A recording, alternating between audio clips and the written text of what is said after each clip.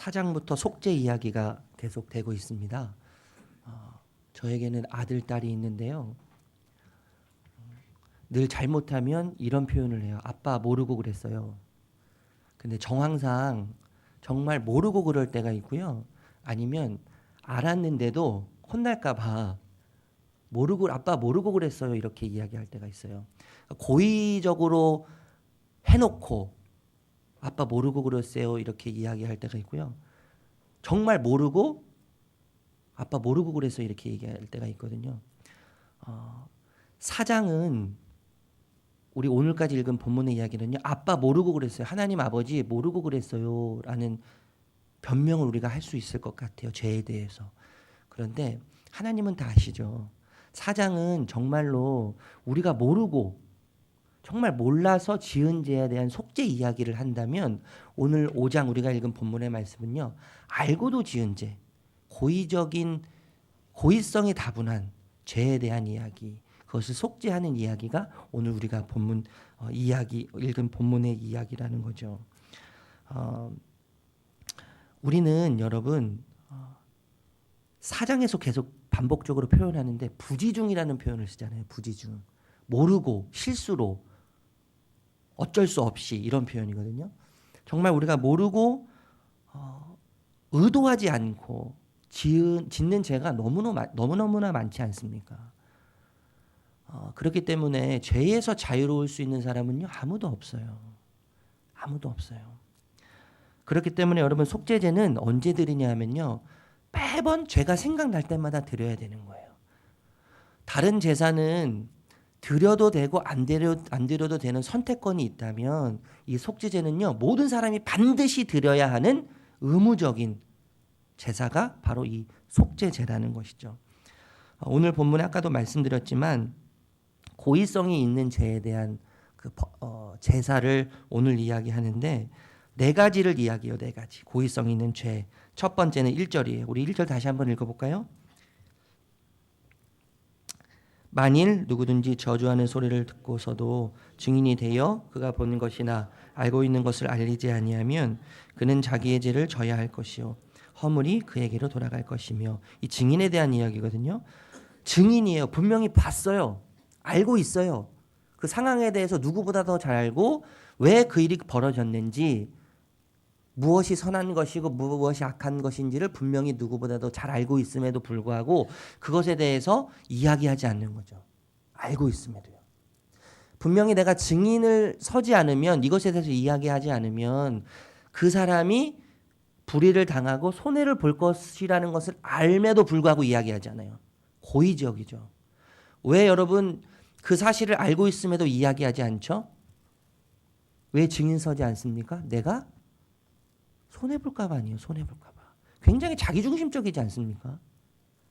진리와 정의보다 더 자신을 보호하기 위한 아주 이기적인 인간의 마음이 담겨져 있는 거죠. 이것에 대해서 회개하라고 이야기하는 것이죠. 두 번째 2절 말씀 읽어볼게요. 만일 누구든지 부정한 것들 곧 부정한 들짐승의 사체나, 2절 말씀입니다. 2절 말씀 읽어볼게요. 시작. 만일 누구든지 부정한 것들 곧 부정한 들짐승의 사체나 부정한 가축의 사체나 부정한 곤충의 사체를 만졌으면 부지중이라고 할지라도 그 몸이 더러워져서 허물이 있을 것이요. 제가 많은 걸 설명해야 되니까 제 마음이 굉장히 급해요. 부지중이라는 표현이 있잖아요. 2절에요. 3절에도 여러분 한번 읽어볼까요? 3절 시작. 만일 부지중에, 여기까지요. 부지중이라는 표현이 나와요. 제가 분명히 말씀드렸죠. 5장은 고의적인 죄에 대한 이야기입니까? 비고의적인 죄에 대한 이야기입니까? 고의적인 죄에 대한 이야기예요. 4장은 비고의적, 실수로 어쩔 수 없이 모르고 지은 죄라면 5장 우리가 본문 성경 말씀은 고의적인 죄에 대한 이야기인데, 오늘 2절 3절에 보니까요. 부지중이라는 표현이 또 등장해요. 4장에도요. 부지중이라는 표현이 등장하거든요. 부지중. 살펴보니까 여러분 4장의 부지중이라는 단어의 부지라는 말은요. 아쉐트라는 말이에요. 아쉐트. 한번 따라해 볼까요? 아쉐트. 이 말은요. 실수로 모르고, 말 그대로요. 정말 모르고 실수로 아빠 모르고 그랬어요. 정말 몰라서 지은 죄에 대한 이야기라면요. 오늘 한국어 표현은 똑같이 부지중이라는 표현을 썼지만 헬라어는 히브리어는 달라요. 알람이라는 단어를 써요. 알람. 한번 해볼까요? 알람. 이 알람이라는 단어는요. 숨긴다는 말이에요. 숨긴다. 숨긴다. 감추다. 방심하다 이런 표현이거든요. 쉽게 말하면 예를 들면 이런 거죠. 제가 한교성 목사님에게 한 10억을 빌렸어요. 10억. 능력이 우리 한 목사님이 능력이 되셔서요. 제가 10억을 빌렸어요. 이제 내가 한 달만 쓰고 갚을게. 10억을 한 달만 쓰고 갚겠다고 제가 약속을 했어요.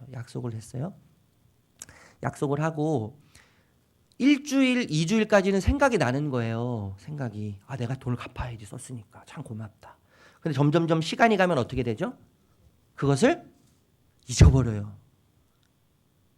그것이 숨겨져요. 내 마음속에서 내 머릿속에서 숨겨져요. 그것이 감추어져요. 갚아야 된다는 것을 당시에는 알고 있었어요. 한동안은 알고 있었는데 시간이 지나면서 점점점 잊혀지는 거. 그것이 오늘 2절, 3절에 있는 부지중이라는 표현이에요. 알람. 감춰지고 사라지고 방심하는 거. 4장의 부지중은 정말 모르고 하나님 모르고 그랬어요. 근데 5장의 부지중은요. 죄를 졌을 땐 알았어요. 깨달았어요. 이것이 죄구나. 그런데 시간이 점점 가면 갈수록 죄에 대해서 어떻게 되는 거예요? 무뎌지는 거죠. 죄에 대해서 점점 무뎌지고 점점 가볍게 여겨지면서 이것이 잊혀지는 거예요. 그 표현이 부지중, 2절, 3절에 있는 부지중이라는 거예요. 여러분 이것이 고의적입니까? 비고의적입니까? 고의적인 거죠. 고의적인 거예요. 죄를 잊는다는 것은 여러분 잊는다는 것은요. 우리는 가볍게 여길 때 그것을 잊어요. 가볍게 여길 때. 우리 삶에 있어서 하나님이 묵직하시고 우리 삶에 있어서 하나님이 우리 삶의 중심이 되셔서 우리 삶에 무게가 나가시는 분으로 존재한다면 하나님이 우리 삶 가운데 잊혀지지 않죠. 그래서 우리 삶에 하나님이 가벼워지면 하나님은 금방 잊혀지는 거예요. 죄가 마찬가지 아닙니까? 죄도요. 죄라는 문제가 우리 삶에 있어서 가벼워지면 금방 잊혀지는 거죠. 죄의 추악성을 알고 죄의 파괴성을 우리가 분명히 알아서 제가 시작할 때도 말씀드렸지만 속죄죄는요. 죄가 생각날 때마다 그때 행해져야 되는 것이 속죄죄거든요. 우리가 생각날 때마다 하나님께 용서를 구하고 생각날 때마다 하나님 앞에 나아가야 되는 것이죠. 그래서 여러분 오늘 4장에 보면 5장에 보면요. 자복하라고 표현해요. 자복하라는 표현을 쓰거든요. 우리 5절 읽어볼까요? 5절 읽어보겠습니다. 시작. 이죽 하나의 허물이 있을 때에는 아무 일에 잘못하였노라 자복하고. 우리가 모르고 지은 죄는 죄에 대해서는 자복하라는 표현이 없어요. 그런데 알고 지은 죄에 대해서는 자복하라고 하나님께서 명령하고 계시죠. 자복하는 거예요. 그 죄가 생각날 때마다 자복하는 거예요. 자복. 왜요? 모르고 지은 죄보다 그 죄성이 더 나쁘기 때문이죠. 여러분 자복하다는 말은요. 히브리어로 히트라고 해요. 히트. 이거 집어 던지다. 바깥으로 내놓다. 그러니까 내가 지은 죄, 고의적으로 지은 죄에 대해서 자복하라는 말은요. 공동체 가운데 고백하라는 의미도 담겨져 있는 거예요. 그리고 그 사람에 대해서 자복하라고 그 사람에 가서 이야기하고 용서를 구하라는 말이죠. 제가 사람을 너무 미워한 적이 있었어요. 왜 이렇게 그 사람이 미운지요. 저도 그렇다. 사람이 너무 미운 거예요. 너무너무 싫은 거예요. 꼴 보기도 싫은 거예요. 진짜 표현대로. 죄송해요. 새벽부터 이런 표현을 써서. 근데 그걸 몇 년 동안 제 속에 묵혀뒀더니 그 병이 되는 거예요. 병이요. 하나님이 그것을 깨닫게 해주시니까 자복하게 되는 거예요. 자복. 그 사람을 찾아가서 용서를 구하고 그 사람을 찾아가서 회개하고 잘못을 구하고 용서를 구하고. 알면서도 짓는 죄, 알면서도 미워하며 살인하며 짓는 죄. 우리가 고의적으로 일부러 알면서도 하는 죄에 대해서는요, 자복하라고 이야기해요. 밖으로 던져야 돼요. 밖으로 던져야 돼요. 때로는 공동체 가운데 고백해야 돼요. 때로는 그 사람을 찾아가서 용서를 구해야 되는 것이죠. 우리가 용서함 받은 것처럼. 네 가지 예를 계속해서 이야기하는데요. 첫 번째는 증인에 대한 이야기, 두 번째는 부정한 짐승, 그 다음에 세 번째는 부정한 사람에 대한 이야기예요. 여러분 길게 설명을 못하지만 다음에 이제 후반부에 나가면 부정한 것들에 대한 이야기가 나오는데 왜 하나님께서 만드신 모든 것이 다 선하지 않습니까? 그런데 왜 굳이 악하고 부정하고 부정하지 않은 것을 나누셨을까요? 레위기의 핵심은 내가 거룩하니 너희도 거룩하라는 이야기거든요. 내가 거룩하니 너희도 거룩하라. 하나님께서 거룩한 것을 하나님 백성된 이스라엘 백성들에게 알려주시기 위해서 일부러 그것을 구별하신 거죠. 무엇이 거룩한 것인지를 알려주시기 위해서 일부러 하나님께서 만드신 것을 구별하시는 거예요. 구분하시는 거예요. 네 번째는 우리 4절 말씀 읽어볼까요? 4절 말씀. 4절 말씀 시작. 만일 누구든지 입술로 맹세하여 악한 일이든지 선한 일이든지 하리라고 함부로 말하면 그 사람이 함부로 말하여 맹세한 것이 무엇이든지 그가 깨닫지 못하다가 그것을 깨닫게 되었을 때는 그중 하나에 그에게 허물이 있을 것이니 여기에 보면요. 그가 깨닫지 못하다가 그것을 깨닫게 되었을 때는 이 말이 부지중이란 말 똑같은 거예요. 알람. 그 당시에는 깨달았어요. 알고 있었어요. 그런데 시간이 점점 가면 갈수록 무뎌지는 거죠. 가볍게 여기는 거죠. 여러분 맹세에 대한 이야기를 하잖아요. 맹세. 내가 이것을 하겠어. 내가 저것을 안 하겠어. 맹세. 함부로 말하면 이렇게 이야기하거든요. 함부로 말한다는 것은 굉장히 가벼운 행동이죠. 성급하고 경솔한 행동. 그러니까 성급하고 경솔함으로 인해서 죄를 짓는 대부분 성급하고 경솔한 것은 여러분 알고도 그렇게 해요. 왜 그렇게 하죠? 나를 드러내기 위한 거잖아요. 경솔하게 금방 맹세해요. 난 그거 안 할 수 있어. 내가 이렇게 의로운 사람이야. 나는 그거 할 수 있어. 나는 이렇게 능력 있는 사람이야. 자기 존재감을 드러내기 위한 거 아니에요. 자기 의를 드러내기 위하여. 알고도 짓는 죄. 이 네 가지에 대해서 이야기하는 거죠. 그래서 자복하라고 이야기하고 여러분 무엇을 바쳐요? 6절에 보니까요. 양떼의 암컷이나 어린 양 염소를 바치기도 하고 두 번째는 산비둘기 2마리 또 집비둘기 새끼 2마리. 근데 참 재미있는 표현이 있잖아요. 9절 말씀 읽어볼까요? 9절 말씀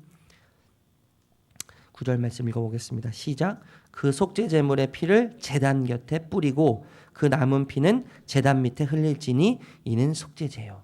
다른 제사에서 나타나지 않는 특이한 행동이 있어요. 그것이 뭐냐면 피를 뿌리고 피를 흘리고 피를 바르고 이런 표현이거든요. 여러분 피는 어떤 의미가 있죠? 씻는 의미가 있어요. 씻는 의미. 왜 여러분 번제단을 씻고 성막에 뿌리고 성소에 뿌리고 왜 이렇게 할까요? 성소가 더럽혀졌다는 얘기 아니겠어요? 번제단이 더럽혀진 거예요. 무엇 때문에요? 우리의 죄악 때문에. 하나님을 반대하는 우리의 죄악 때문에 하나님의 성막과 하나님의 성소와 하나님의 모든 성막의 기구들이 더럽혀진 거죠. 훼손된 거예요. 성막은 무엇을 상징하죠? 하나님과의 연합, 하나님과의 하나됨을 상징하는 거 아니에요.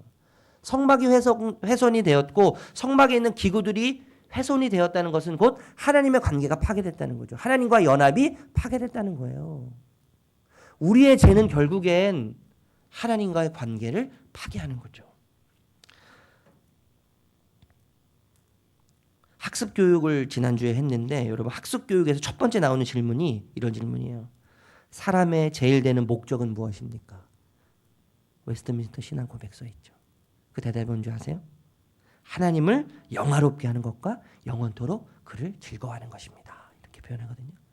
하나님을 즐거워하는 것이고 영원토록 그를 하나님을 영화롭게 하는 것이고 영원토록 그를 즐거워하는 것입니다. 우리가 하나님을 영화롭게 하고 하나님을 즐거워하는 삶. 그것이 우리의 목적인 거예요.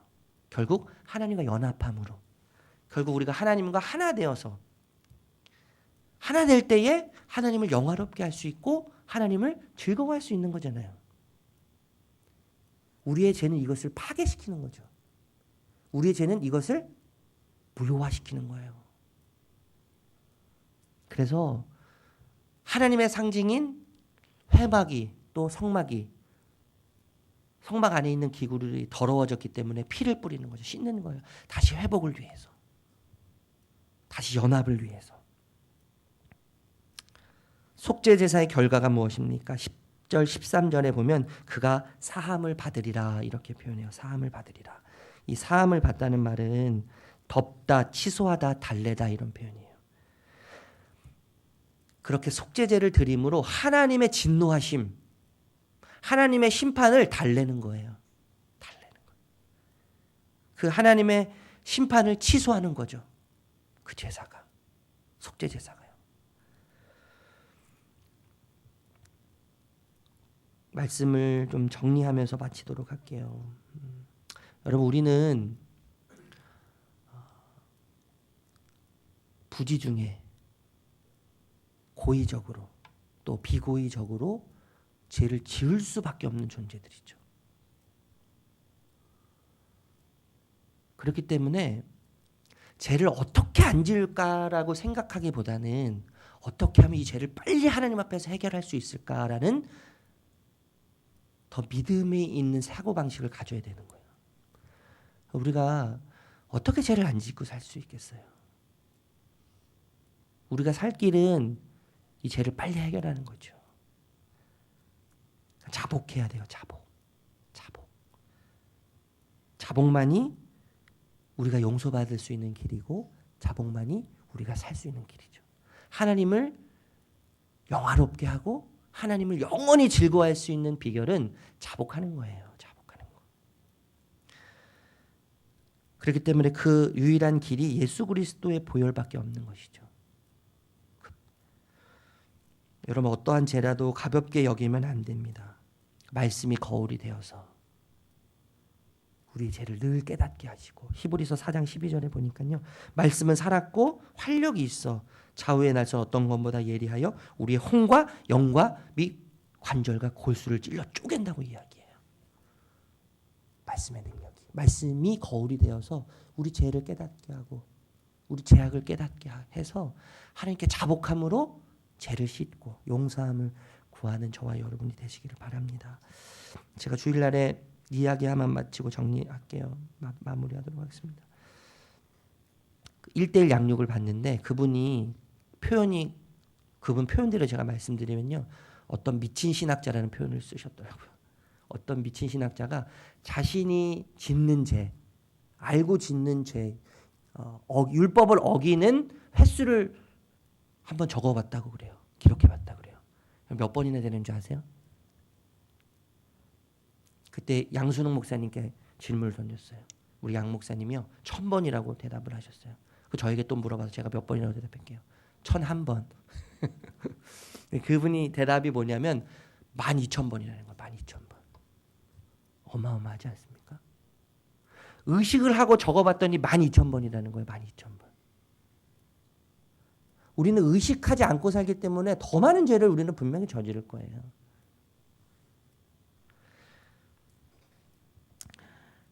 말씀이 거울이 되어서 우리의 죄를 깨닫게 해주셔야 돼요.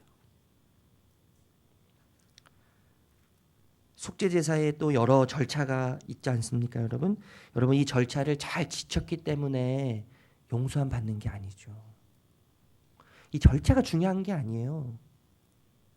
이 절차는 형식적인 것뿐이에요. 형식. 더 중요한 건 뭐죠? 정말 가치 있는 건 뭐죠? 우리를 용서해 주시겠다고 하는 아버지의 마음이에요. 아버지의 은혜. 전적인 하나님의 은혜. 내 자식, 내 아들이고 내 딸이기 때문에 전적으로 내가 너를 용서하고 내가 너를 받아주겠다고 하는 그 아버지의 마음이 이 제사 형식 가운데 담겨져 있는 것이죠. 그 아버지의 마음. 용서하고 사랑하고 품고 싶어하는 아버지의 마음. 그럼 그 마음이 우리의 삶을 움직여야 되지 않겠습니까? 이러한 은혜가 가득하시기를 주님의 이름으로 축복합니다. 기도하겠습니다.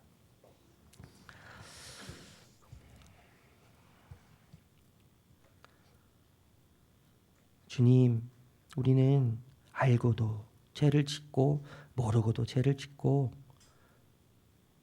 우리는 정말 죄인일 수밖에 없습니다.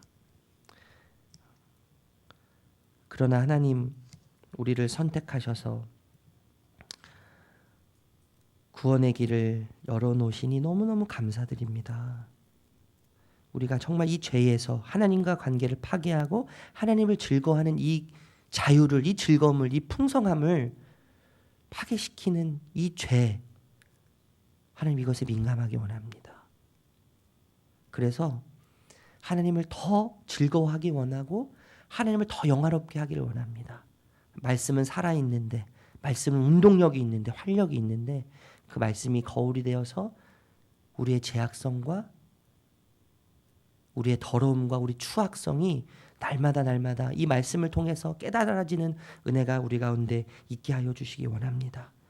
말씀이 우리의 혼과 영과 관절과 골수를 찔러 쪼개어서 우리가 얼마나 냄새나는 존재인지, 우리가 얼마나 쓰레기 같은 존재인지 이것을 발견함으로 자복하며 용서함 받아서 주의 보혈의 은혜를 날마다 힘입는 우리가 되게 하여 주시옵소서. 이것이 하나님의 은혜입니다. 이 은혜 때문에 우리가 살고 이 은혜 때문에 우리가 하나님 앞에 다시 설 수 있습니다. 이 은혜가 우리를 이끌어가게 해 주십시오. 오늘 하루의 삶 가운데 이 은혜가 가득하게 하여 주시옵소서. 예수님의 이름으로 기도합니다. 하늘에 계신 우리 아버지요.